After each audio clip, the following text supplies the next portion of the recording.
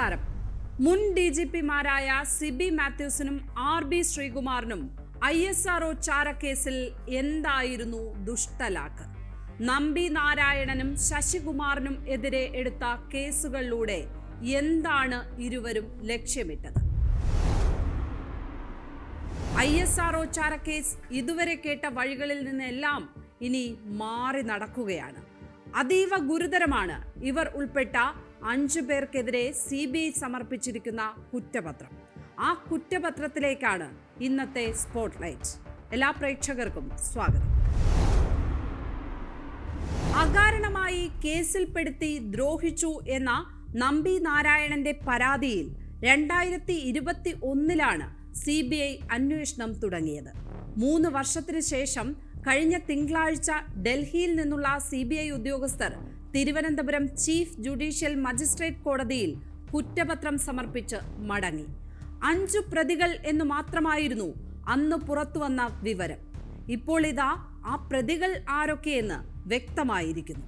കേരളത്തിന്റെ മുൻ DGPയും അന്ന് DIGയും പ്രത്യേക അന്വേഷണ സംഘത്തിന്റെ തലവനുമായിരുന്ന സിബി മാത്യൂസ്, ഗുജറാത്ത് മുൻ DGPയും അന്ന് ഇന്റലിജൻസ് ബ്യൂറോ ഡെപ്യൂട്ടി ഡയറക്ടറുമായിരുന്ന RB ശ്രീകുമാർ, ഇന്റലിജൻസ് ബ്യൂറോയുടെ കേരളത്തിലെ ചുമതല ഉണ്ടായിരുന്ന PS ജയപ്രകാശ്, അന്നത്തെ DYSP KK ജോഷുവ, പിന്നെ S വിജയൻ എന്ന സബ് ഇൻസ്പെക്ടറും. അതീവ ഗുരുതരമാണ് ഓരോ കുറ്റങ്ങളും. ഇവർക്കെതിരെ ചുമത്തിയിരിക്കുന്ന ആ വകുപ്പുകളിലേക്ക് പ്രതികൾക്കെതിരായ ആദ്യത്തെ കുറ്റം 120B ക്രിമിനൽ ഗൂഢാലോചനയാണിത്. കുറഞ്ഞത് 2 വർഷം മുതൽ ജീവപര്യന്തം വരെ തടവ് കിട്ടാവുന്ന കുറ്റം. അടുത്ത വകുപ്പ് 342 തെറ്റായി പ്രതി ചേർക്കൽ, 1 വർഷം വരെ തടവും പിഴയും കിട്ടാവുന്ന കുറ്റം. മൂന്നാമത്തേത് കൂടുതൽ ഗുരുതരമാണ്, 330. അത് മർദ്ദനമുറകളിലൂടെ കുറ്റം ചുമത്തിയതിനുള്ള വകുപ്പാണ്. തെളിഞ്ഞാൽ 7 വർഷം വരെ ശിക്ഷ കിട്ടാം. അടുത്ത വകുപ്പ് 167 വ്യാജരേഖ സൃഷ്ടിച്ച് കേസിൽ കുടുക്കി എന്നാണ് ഈ കുറ്റം പറയുന്നത്. 3 വർഷം വരെ തടവിന് സാധ്യതയുള്ള കുറ്റം. അത് പോരാത്തതിന് 193 ചുമത്തിയിട്ടുണ്ട്. വ്യാജമായി തെളിവുകൾ ഉണ്ടാക്കുന്നതിനുള്ള വകുപ്പാണിത്. അതിന് ശിക്ഷ 7 വർഷമാണ്. ഇതിനെല്ലാം പുറമെ 354 ചുമത്തിയിരിക്കുന്നു. സ്ത്രീകളെ അതിക്രമിക്കുന്നതിന് ചുമത്തുന്ന ക്രിമിനൽ കുറ്റമാണ്. 3 വർഷം മുതൽ 7 വർഷം വരെ തടവ് കിട്ടാവുന്ന ശിക്ഷ. 2 മുൻ DGPമാർക്കും DYSPക്കും SIക്കുമെല്ലാം എതിരെ ചുമത്തിയിരിക്കുന്ന ഈ വകുപ്പുകൾ ഒരു കഥ തന്നെ പറയുന്നുണ്ട്.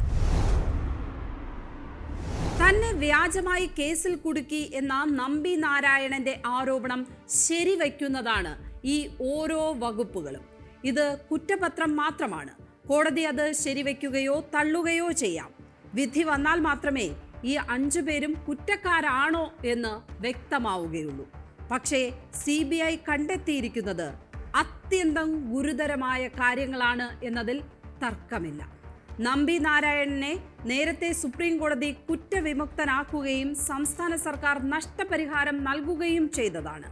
അവിടെ ആ കേസ് അവസാനിക്കാത്തതിന് കാരണം നമ്പി നാരായണന്റെ നിശ്ചയദാർഢ്യമായിരുന്നു. കുറ്റവിമുക്തനായാൽ മാത്രം പോരാ, കുറ്റക്കാരനെന്ന് സ്ഥാപിച്ചവർക്കെതിരെ നടപടിയും വേണം എന്ന് ആവശ്യപ്പെട്ടാണ് വീണ്ടും കോടതിയെ സമീപിച്ചത്.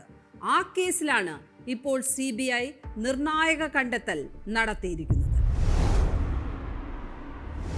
ISRO ചാരക്കേസ് വ്യാജമായി സൃഷ്ടിക്കാൻ ഗൂഢാലോചന നടന്നു എന്നാണ് ആദ്യത്തെ കണ്ടെത്തൽ. ആ ഗൂഢാലോചന നടത്തിയത് ഈ പോലീസ് ഉദ്യോഗസ്ഥർ മാത്രമായിരിക്കുമോ എന്നതാണ് അടുത്ത ചോദ്യം. അന്നത്തെ DIGക്കും IB ഡെപ്യൂട്ടി ഡയറക്ടർക്കും നമ്പി നാരായണനെ കുടുക്കാൻ ഗൂഢാലോചന നടത്തേണ്ട കാര്യമെന്താണ്? ആരു ഗൂഢാലോചന നടത്തി എന്ന ചോദ്യത്തിനുള്ള ഉത്തരം കേരളത്തിലെ രാഷ്ട്രീയ നേതാക്കളിലേക്ക് എത്തുമോ? അന്ന് ഈ കേസുകൊണ്ട് മുഖ്യമന്ത്രി സ്ഥാനം പോയ ഒരാളുണ്ട്, K കരുണാകരൻ. അന്ന് പകരം മുഖ്യമന്ത്രിയായത് AK ആന്റണിയാണ്. പക്ഷേ ആന്റണി ഗൂഢാലോചന നടത്തി എന്ന് ഇതുവരെ ആരും പറഞ്ഞിട്ടില്ല. ആന്റണിക്ക് ഒപ്പമുണ്ടായിരുന്ന ചിലരുടെ പേരുകൾ ഉയരുകയും ചെയ്തു. അതിനൊപ്പം അന്നത്തെ പ്രധാനമന്ത്രി നരസിംഹറാവുവിനെതിരെ വരെ വാർത്തകൾ വന്നു. പ്രധാനമന്ത്രി സ്ഥാനത്തിന് ഭീഷണിയായി കെ കരുണാകരൻ വരാതിരിക്കാൻ നടത്തിയ ഗൂഢാലോചന എന്നായിരുന്നു ആ അഭ്യൂഹങ്ങൾ. കരുണാകരന് മുഖ്യമന്ത്രി സ്ഥാനം പോവുക മാത്രമല്ല ചെയ്തത്, സ്വന്തം തട്ടകമായ തൃശൂരിൽ നിന്ന് പാർലമെന്റിൽ എത്താനുള്ള ശ്രമവും പരാജയപ്പെട്ടു. 1996 തോൽവിക്ക് ശേഷം കെ കരുണാകരൻ പറഞ്ഞത് എന്നെ മുന്നിൽ നിന്നും പിന്നിൽ നിന്നും കുത്തി എന്നാണ്. ആ കുത്തിയവർക്ക് ഈ കേസിൽ പങ്കുണ്ടോ എന്ന രാഷ്ട്രീയ ചോദ്യമാണ് ഗൂഢാലോചന ചുമത്തിയതിലൂടെ ഉയരുന്നത്. തെറ്റായ കുറ്റം സമ്മതിപ്പിക്കാൻ മർദ്ദിച്ചു എന്നാണ് അടുത്ത കണ്ടെത്തൽ.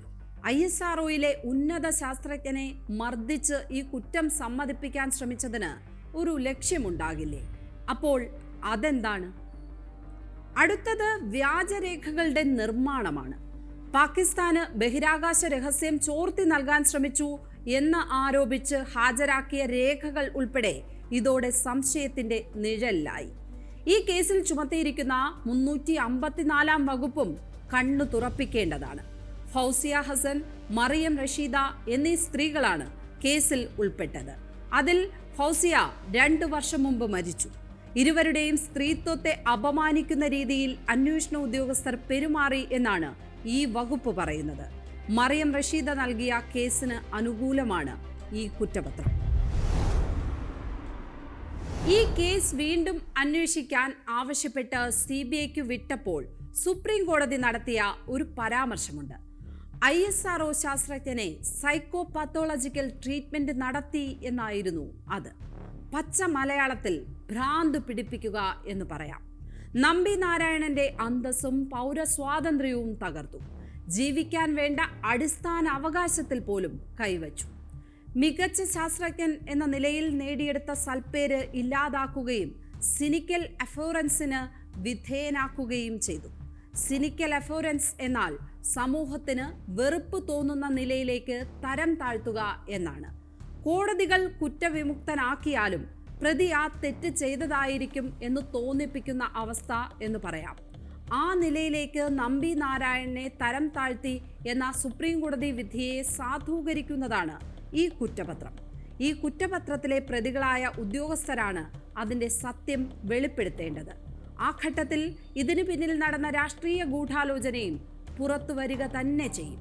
സ്വയം കുറ്റവിമുക്തനാക്കി എഴുതിയ ആത്മകഥകൾ കോടതി തെളിവായി സ്വീകരിക്കണം എന്നില്ല. സ്പോട്ട്ലൈറ്റ് നാളെ മറ്റൊരു വിഷയവുമായി. നമസ്കാരം.